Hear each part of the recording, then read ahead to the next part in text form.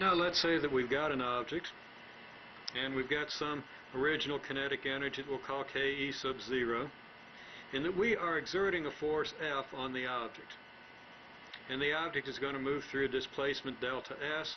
We want to find the final kinetic energy of the object.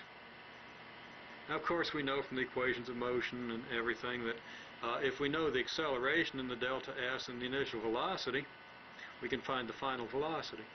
And the kinetic energy is going to be very much related to that. Now, we assume that the force that we're exerting is the net force, that there are no dissipative or other forces acting on the object. And whether you can read this or not, I don't know by the time this is compressed and played on your computer, but this says F equals F net, colon, no dissipative forces. Okay? Now let's say that we exert a force F of 300 newtons through a displacement delta S of 500 meters. Now you know how far 500 meters is, somewhat over a quarter of a mile, but not a half mile. 300 newtons is approximately a 60 to 70 pound force. And let's assume that the force is exerted parallel to the delta S, just to simplify things a little bit.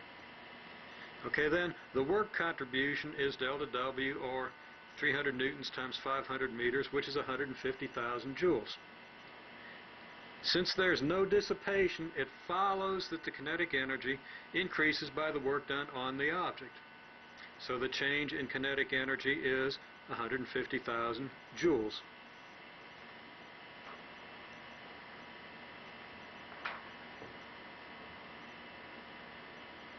Now let's contrast that with a situation in which there are dissipative forces. Okay? You apply a force F, and there are other forces, including some dissipative forces, that tend to hold things back. Okay, friction being a very typical dissipative force. Let's assume that F and S are parallel, as we say here. F is the applied force, it's not the net force. We have kinetic energy, Ke original. We want to find the Ke final.